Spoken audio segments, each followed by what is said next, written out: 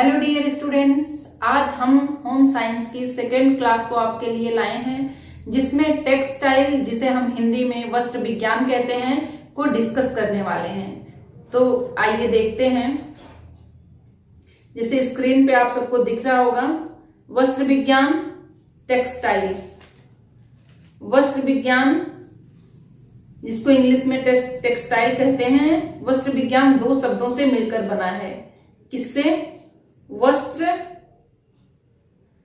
Plus विज्ञान।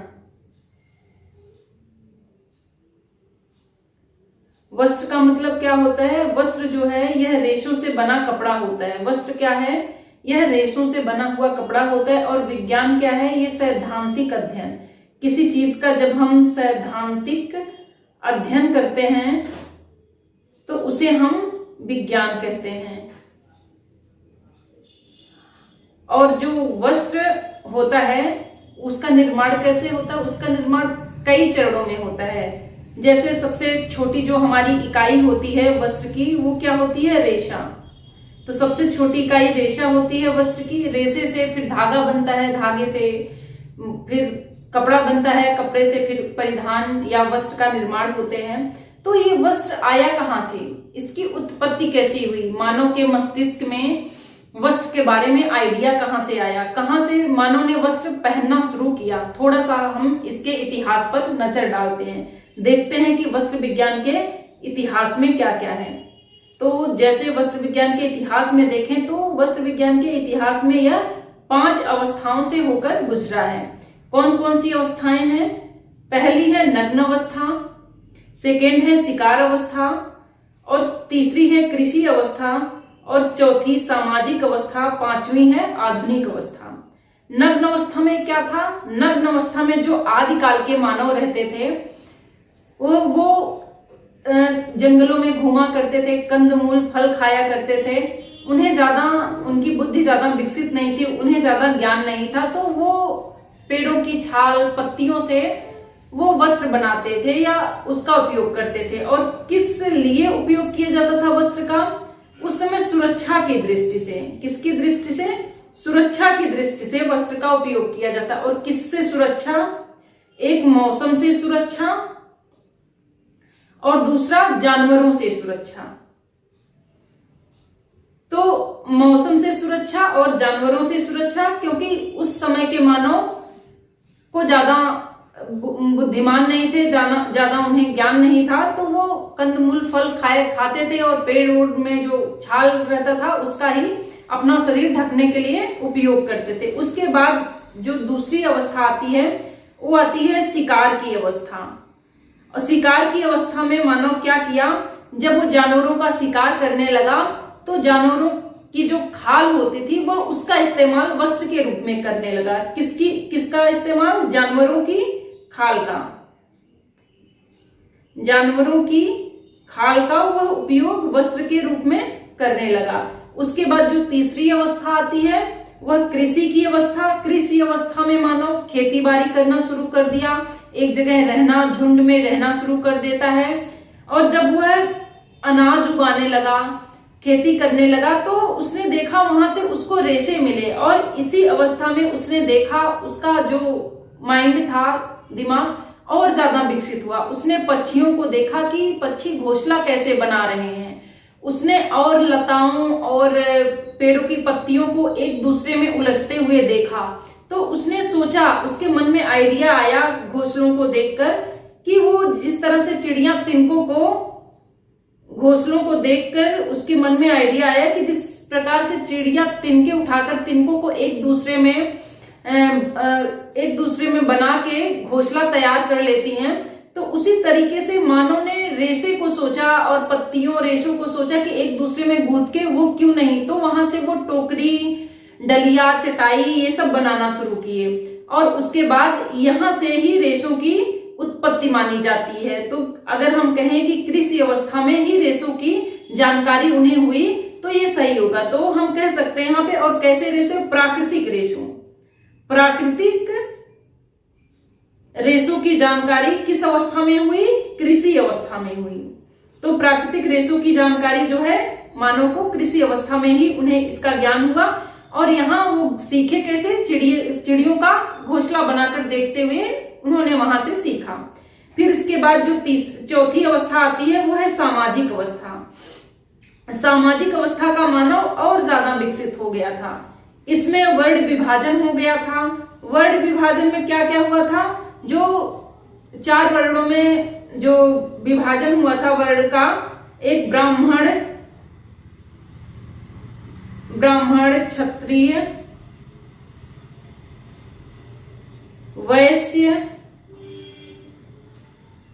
शूद्र, इन 4 वर्णों का विभाजन है सामाजिक अवस्था में। इस समय मानव घर मकान में अपने रहने लगा था, अड़ोस पड़ोस में एक सामाजिक व्यवहार भी करता था।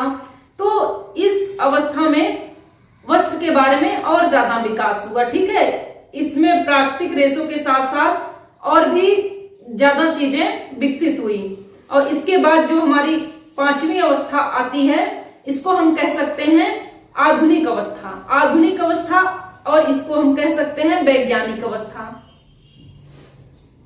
वैज्ञानिक अवस्था, या इसी को हम कह सकते हैं संश्लेषित रेशों की अवस्था। किसकी अवस्था? संश्लेषित रेशों की अवस्था। क्योंकि इसी समय जो संश्लेषित रेशे, नायलॉन, डेक्रान, इन सब का निर्माण शुरू हुआ, क्योंकि अलग अलग प्रकार की फैक्ट्रियां लगने लगी और अच्छे अच्छे कपड़े का निर्माण होने लगा। तो ये सब जो है आधुनिक अवस्था, जिस अवस्था में हम रहते हैं, इसमें ये सारी चीजें, मतलब एक उन्नत किस्म के रेशों का निर्माण हुआ। तो अगर वस्त्र विज्ञान का इतिहास देखें तो इसमें 5 अवस्थाएं, नग्न अवस्था, शिकार अवस्था, कृषि अवस्था, सामाजिक अवस्था और आधुनिक अवस्था, इन 5 अवस्थाओं से वस्त्र का विकास हुआ। अब हम देखते हैं वस्त्र के कुछ मूल सिद्धांत हैं, वो कौन कौन से हैं। तो वस्त्र के मूल सिद्धांत कितने हैं? 4 हैं। वस्त्र के 4 मूल सिद्धांत हैं। कौन कौन से? नंबर 1 पे है लज्जाशील सिद्धांत, जिसको इंग्लिश में मोडेस्टी थ्योरी कहते हैं। नंबर 2 में है अलज्जा सिद्धांत, जिसको इमोडेस्टी थ्योरी कहते हैं। नंबर 3 में है सुरक्षा का सिद्धांत, जिसको इंग्लिश में प्रोटेक्टिव थ्योरी भी कहते हैं। नंबर 4 में है सजावट का सिद्धांत, जिसको हम डेकोरेटिव थ्योरी के नाम से जानते हैं। अब इसके बारे में थोड़ा थोड़ा हम देख लेते हैं, जान जाते हैं। लज्जाशील सिद्धांत कब आया और क्यों आया? पहले के लोग ये सोचते थे कि जैसे मानव के अंदर शर्म विकसित हुई, मानव के अंदर शर्म विकसित हुई, तब वह वस्त्र खोजने लगा अपने शरीर को ढकने के लिए, लज्जा के कारण। इसको कह सकते हैं कि मानव के अंदर लज्जा विकसित हुई, तो लज्जा के कारण वह वस्त्र ढूंढने लगा और वस्त्र का निर्माण हुआ, वस्त्र का इस्तेमाल करने लगा। ये लज्जाशील सिद्धांतवादी लोगों का विचार है। अलज्जाशील सिद्धांत जो है, यह लज्जाशील सिद्धांत के बिल्कुल ऑपोजिट है, बिल्कुल विपरीत है। इसमें अलज्जाशील सिद्धांत में कहा गया है कि मनुष्य में शर्म का विकास नहीं हुआ, मनुष्य में शर्म नहीं आई, बल्कि मनुष्य इसलिए अपने शरीर को ढकना शुरू कर दिया ताकि लोग उसको देखने के लिए उत्सुक हों, उनके अंदर और उत्सुकता बढ़े देखने के लिए, इसलिए ये दूसरा वाला अलज्जाशील सिद्धांत आया। इसके बाद तीसरा हम देखते हैं सुरक्षा का सिद्धांत। सुरक्षा का सिद्धांत ये सबसे ज्यादा मान्यता प्राप्त सिद्धांत है, क्योंकि इसमें कहा गया है कि सुरक्षा की दृष्टिकोण से मानव वस्त्र का उपयोग करने लगा। मतलब किससे सुरक्षा? जानवरों से सुरक्षा और मौसम से सुरक्षा, मौसम, सर्दी, गर्मी, इन सब चीजों से बचने के लिए। तो वो इन सुरक्षा का सिद्धांत इसलिए डेराइव किया गया। ठीक है, और इसके बाद सुरक्षा के सिद्धांत के बाद देखेंगे तो लास्ट है सजावट का सिद्धांत। इसको भी बहुत ज्यादा मान्यता नहीं प्राप्त है। इसको कहा गया है कि मानव खुद को सुंदर दिखाने के लिए, सजाने के लिए अपने आप को, इसलिए वस्त्र का उपयोग करना शुरू किया। तो इसमें जो सबसे ज्यादा मान्यता प्राप्त करने वाला सिद्धांत हमारा है वो नंबर 3 वाला, ये सुरक्षा का सिद्धांत। जो सुरक्षा का सिद्धांत है, इसको सबसे ज्यादा मान्यता प्राप्त है। और सबसे ज्यादा जो नकारा गया है वो है दूसरा अलज्जाशील सिद्धांत। अलज्जाशील सिद्धांत को सबसे कम ज्यादा लोग माने हैं। ये चारों वस्त्र के मूल सिद्धांत हो गए। अब हम कुछ देख लेते हैं, वस्त्र विज्ञान पढ़ रहे हैं तो इसकी परिभाषा देख लेते हैं, वस्त्र विज्ञान किसको कहते हैं। ठीक है, तो आपको स्क्रीन पे दिख ही रहा होगा। देखिए, वस्त्र विज्ञान की परिभाषा में है कि वस्त्र विज्ञान जो हमें वस्त्र निर्माण के लिए प्रयुक्त लघुतम इकाई रेशों से परिधान एवं अन्य उपयोग हेतु वस्त्र निर्माण करने तथा इनका संरक्षण एवं संचयन करना सिखाता है, वस्त्र विज्ञान कहलाता है। ठीक है, तो वस्त्र विज्ञान की इसमें खुद ही लिखा गया लघुतम इकाई है। क्या है? लघुतम इकाई है रेशा। तो यहां हम रेशे को क्या कहते हैं? रेशे को कई नाम से जानते हैं। रेशे को ही हम तंतु कहते हैं और इंग्लिश में इसको हम फाइबर कहते हैं। तो जैसे मानव के लिए, जैसे ह्यूमन फिजियोलॉजी वगैरह हम पढ़ते हैं तो उसमें मानव शरीर में जो कोशिका है सबसे छोटी इकाई होती है। या हम कहें कि अगर हम घर बनाते हैं, एक बिल्डिंग बनाते हैं, तो उसमें सबसे छोटा चीज जो हम इस्तेमाल करते हैं ईंट का करते हैं। तो वैसे वस्त्र के लिए अगर कहें कि वस्त्र अगर हम बनाना शुरू करते हैं तो उसमें जो सबसे छोटा मटेरियल यूज करते हैं वो क्या है? वो रेशा है। रेशा कहें या तंतु कहें। ठीक है, तो रेशा को हम कह सकते हैं कि यह वस्त्र विज्ञान की सबसे छोटी इकाई है। क्या है? रेशा यह वस्त्र विज्ञान की सबसे छोटी इकाई है, कि सबसे छोटी इकाई है। अब रेशा जो होता है, कई रेशे मिलकर, मतलब कई रेशे जब आपस में मिलते हैं तो उससे क्या बनता है? उससे धागे का निर्माण होता है। और धागे से, जब धागे की हम बुनाई करते हैं तो धागे से कपड़ा बनता है और कपड़े से फिर कैसा बनता है? पहनने योग्य कपड़ा। ये कपड़ा जो है, ये जो थान में हम खरीदने जाते हैं, जो थान से कटवाते हैं, वो वाला कपड़ा है जो बुनाई के बाद बनता है। और उस कपड़े को लाकर हम उसको कटाकर डिजाइनदार जो भी पहनने योग्य कपड़ा बनाते हैं। और इन कपड़ों को जो हम पहनते हैं उसका रख रखाव, देखभाल, या उसमें जो दाग धब्बे लग जाते हैं उसको कैसे हम छुड़ाते हैं, इन सब का ज्ञान वस्त्र विज्ञान के अंतर्गत होता है। तो पूरा वस्त्र विज्ञान में कहें तो एक रेशा से लेकर वस्त्र के पहनने, रख रखाव, उसकी धुलाई सफाई, इन सब का ज्ञान कराया जाता है और सब चीज को हम एक एक करके पढ़ेंगे। तो ये चीज आप लोग ध्यान रखिएगा। अब आगे देखते हैं। देखिए, ये वस्त्र और रेशा, ये क्या है? वस्त्र तंतु जो है, तंतु और रेशा ये दोनों एक ही नाम है। तो तंतु वस्त्र निर्माण की सबसे छोटी इकाई, जैसा कि अभी हम बताए हैं। और तंतुओं को उनकी लंबाई के अनुसार दो भागों में बांटा जा सकता है। ठीक है, यहाँ अब हम देखते हैं रेशे का वर्गीकरण। ठीक है, तो रेशे के वर्गीकरण में दो टाइप से इसका वर्गीकरण होता है। एक लंबाई के आधार पर होता है, एक स्रोत के आधार पर होता है। तो पहले हम देख लेते हैं लंबाई के आधार पर। किसके आधार पर? लंबाई के आधार पर। तो लंबाई के आधार पर जो रेशे का वर्गीकरण होता है वो 2 टाइप से होता है। नंबर 1 में फिलामेंट तंतु या फिलामेंट रेशा, नंबर 2 में स्टेपल रेशा। ये गलत हो गया है, स्टेपल रेशा या तंतु। ठीक है, तो फिलामेंट रेशे में जो है क्या आता है? इनकी लंबाई बहुत ज्यादा, जो फिलामेंट टाइप के रेशे होते हैं इनकी लंबाई बहुत ज्यादा होती है, इनकी लंबाई ज्यादा। तो यहां हम पॉइंट लिख दे रहे हैं, लंबाई अधिक होती है। और इनको हम मापन किस में करते हैं? मीटर में करते हैं, क्योंकि लंबाई अधिक रहती है तो इसका मेजरमेंट हम मीटर में करते हैं। और इसमें कौन सा आता है? इसमें प्राकृतिक जगत का एकमात्र रेशा आता है। कौन सा? इसमें प्राकृतिक जगत का एकमात्र रेशा आता है जिसको हम कहते हैं रेशम। रेशम के रेशे को हम फिलामेंट कहते हैं क्योंकि उसकी लंबाई बहुत ज्यादा आती है। और बाकी इसके एग्जाम्पल में कृत्रिम जगत के जितने रेशे हैं, जितने भी कृत्रिम रेशे हैं, ये सारा फिलामेंट तंतु के अंतर्गत आते हैं। तो इसमें 3 पॉइंट हो गया। एक, लंबाई इसका मीटर में मापते हैं क्योंकि बहुत ज्यादा लंबे ये होते हैं फिलामेंट। और प्राकृतिक जगत का इकलौता रेशा इसमें आता है रेशम, जिसको हम फिलामेंट कहते हैं। और कृत्रिम रेशे के जितने नायलॉन, पॉलिएस्टर, ये सारे रेशे जितने भी कृत्रिम जगत के हैं, ये सब फिलामेंट तंतु के अंतर्गत आते हैं। अब सेकेंड हम देखते हैं। सेकेंड हमारा क्या है? स्टेपल फाइबर, स्टेपल रेशे। इसमें कौन कौन से आते हैं? तो सबसे पहले इनकी लंबाई कम होती है, मतलब छोटे होते हैं, लंबाई कम होती है, इसलिए इनको हम किस में मापते हैं? इंच में। इनका मापन इंच में किया जाता है। और इसमें कौन कौन से आते हैं? इसमें प्राकृतिक जगत के सभी रेशे आते हैं। इसमें प्राकृतिक जगत के सभी रेशे आते हैं, सिर्फ एक को छोड़कर। किसको? रेशम, क्योंकि अभी ऊपर हम बताए रेशम फिलामेंट में है, तो रेशम को छोड़कर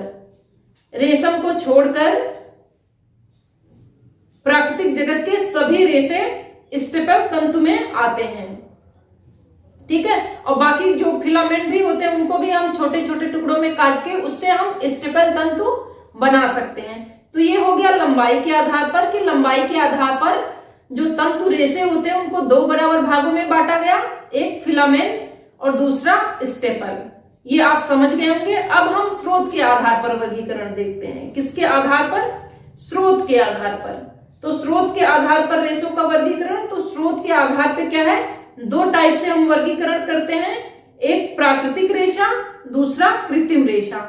प्राकृतिक रेशा वह रेशा होता है जो प्राकृतिक जगत से, मतलब नेचुरल जो प्राप्त होता है रेशा हमें, वो प्राकृतिक जगत का रेशा होता है। कृत्रिम जगत का रेशा कौन सा होता है? कृत्रिम जगत का रेशा वह रेशा होता है जो प्राकृतिक जगत में नहीं पाया जाता है, जिसको मानव कुछ केमिकल के सहारे या किसी और पदार्थ की सहायता से निर्मित करता है या बनाता है, तो वो कृत्रिम जगत का रेशा हो गया।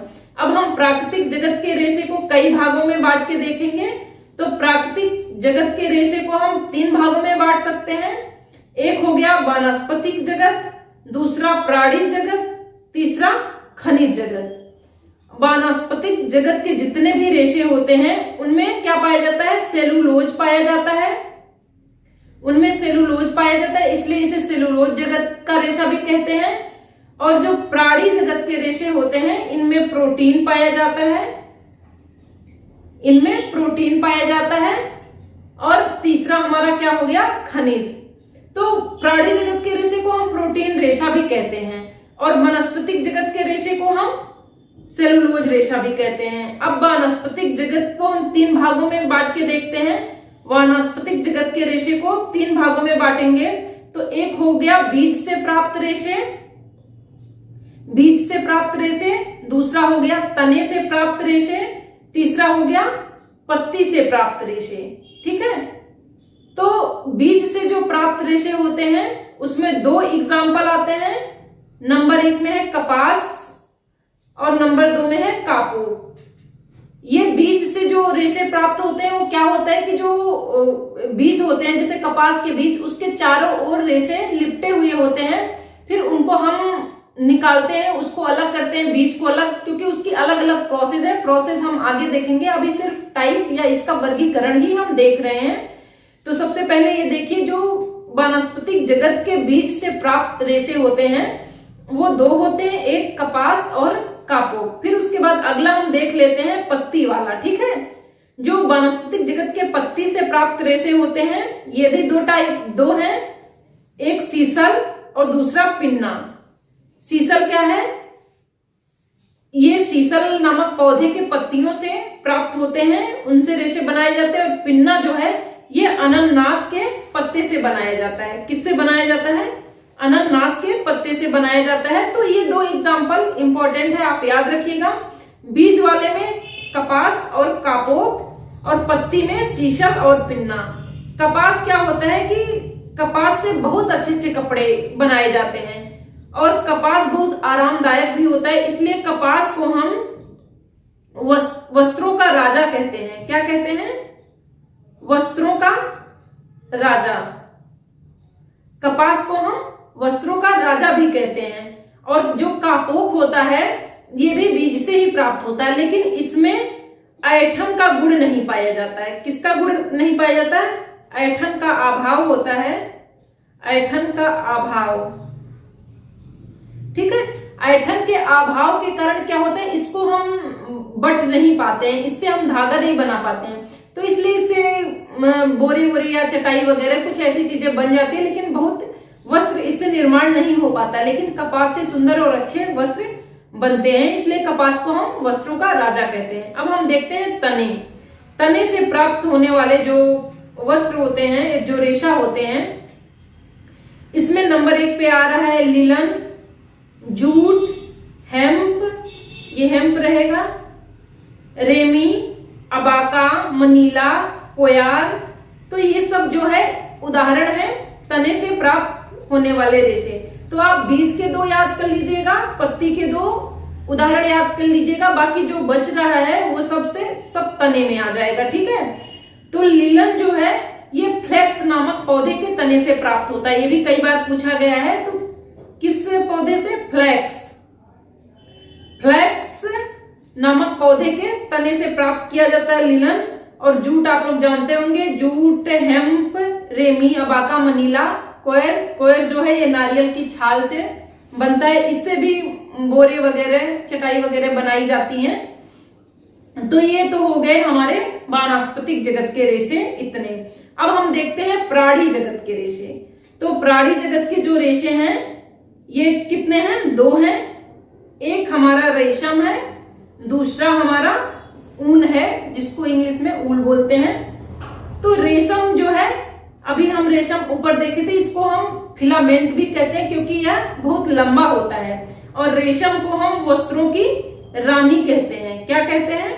वस्त्रों की रानी। रेशम को हम वस्त्रों की रानी कहते हैं क्योंकि इससे बहुत ही अच्छे कपड़े, सुंदर आकर्षक कपड़े तैयार किए जाते हैं। और रेशम के कपड़े किससे बनते हैं? रेशम के तंतु। तो ये रेशम का एक कीट होता है, रेशम का कीट होता है, रेशम का एक कीड़ा होता है जिसको हम शहतूत के पेड़ पर पालते हैं। किसके?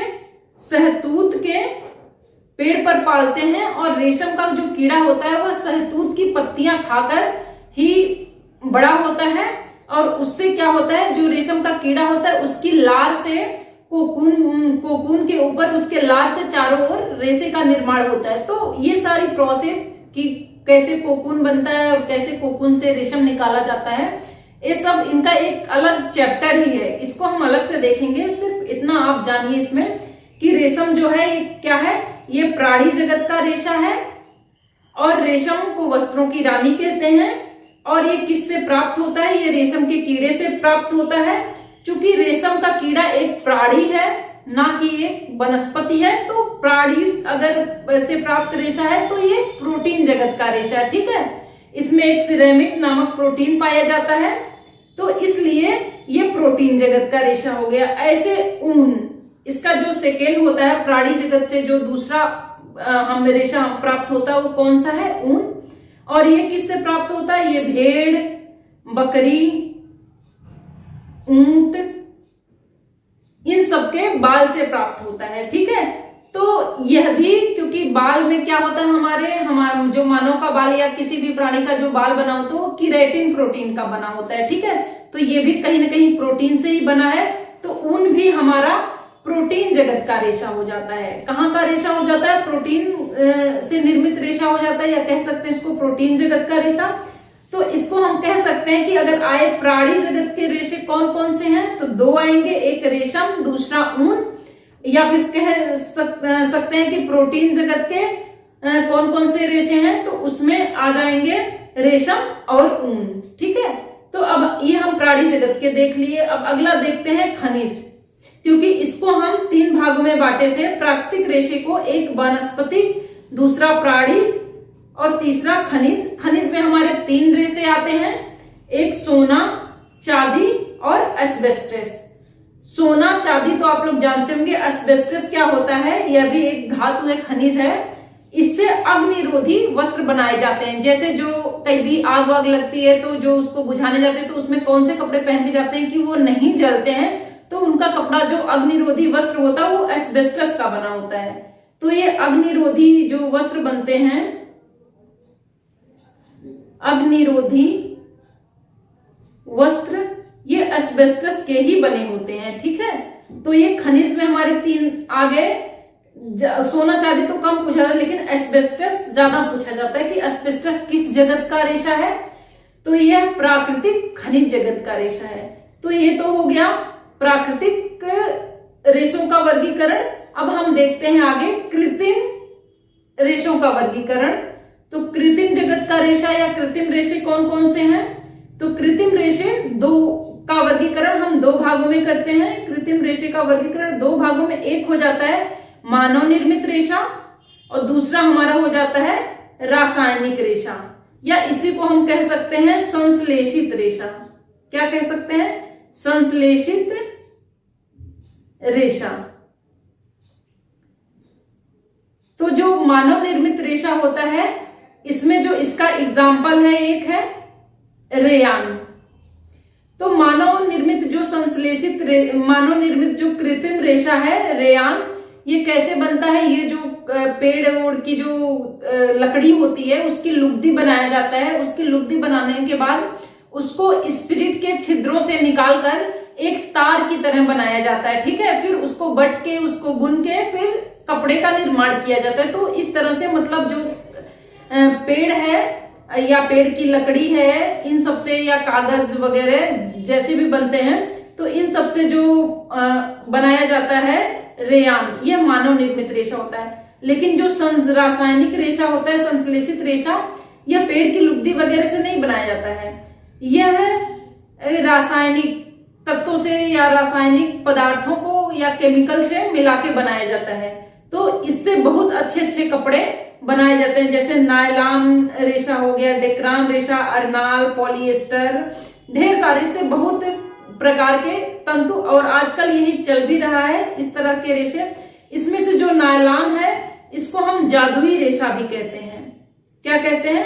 जादुई रेशा, क्योंकि इसके वस्त्र जो है बहुत सस्ते भी होते हैं और बहुत कंफर्टेबल होते हैं, टिकाऊ भी होते हैं, तो इसलिए इसको जादुई रेशा कहते हैं। और हर कोई इसकी पहुंच तक होता है, हर कोई इसका इस्तेमाल करता है। तो 3 हो गया, एक वस्त्रों का राजा, वस्त्रों का राजा, ये हम बताए कपास को। दूसरा वस्त्रों की रानी, ये हो गई रेशम। और तीसरा ये जादुई रेशा, जिसको हम नायलॉन को कहते हैं। ठीक है, तो आज हम ओवरऑल वस्त्र विज्ञान में, टेक्सटाइल में हम देखे रेशे कितने टाइप के होते हैं, इनका वर्गीकरण कैसे होता है। तो सबसे पहले तो हम ये देखें कि रेशे से धागा कैसे बनता है, फिर धागे से कपड़ा, कपड़े से पहनने योग्य कपड़ा। रेशा क्या है? यह वस्त्र विज्ञान की सबसे छोटी यूनिट होती है, सबसे छोटी इकाई होती है। फिर उसके बाद हम जब रेशों का वर्गीकरण करेंगे तो सबसे पहले हम लंबाई के आधार पर वर्गीकरण करेंगे। तो लंबाई के आधार पर 2 भागों में उसका वर्गीकरण करेंगे, एक फिलामेंट, दूसरा स्टेपल। ठीक है, फिलामेंट बहुत लंबे होते हैं जिसका मेजरमेंट हम मीटर में करते हैं, और स्टेपल छोटे होते हैं, इनका हम जो मापन है वो इंच में करते हैं। इसके बाद स्रोत के आधार पर रेशों का वर्गीकरण, तो स्रोत के आधार पर हम रेशों का वर्गीकरण 2 भाग में करेंगे, एक प्राकृतिक रेशा, दूसरा कृत्रिम रेशा। फिर प्राकृतिक रेशे में 3 भागों में उसका डिवाइडेशन करेंगे, एक वनस्पतिक रेशा, फिर प्राणी रेशा, फिर खनिज। और वनस्पतिक रेशे में फिर 3 पार्ट आ जाएंगे, बीज से प्राप्त रेशा, तने से प्राप्त रेशा, पत्ती से प्राप्त रेशा। और प्राणी जगत में 2 रेशे आएंगे, एक रेशम, दूसरा ऊल। और खनिज में हमारे सोना चांदी एस्बेस्टस आ जाते हैं। उसके बाद कृत्रिम रेशा, एक मानव निर्मित रेशा हो गया, दूसरा रासायनिक रेशा। मानव निर्मित रेशे में हमारा रेयान हो जाता है, और रासायनिक या संश्लेषित रेशा में नायलॉन, डेक्रान, पॉलिएस्टर, तमाम रेशे आ जाते हैं। ये सब एग्जाम्पल है। तो आज हम इसका वर्गीकरण देख लिए, आज इतना ही। इसके बाद हम एक एक रेशे को विस्तृत, उसका संगठन क्या, उसका गुण क्या है, कैसे उसका निर्माण होता है, कहाँ से वो बनाए जाते हैं, सब हम देखेंगे। धन्यवाद, आज इतना ही।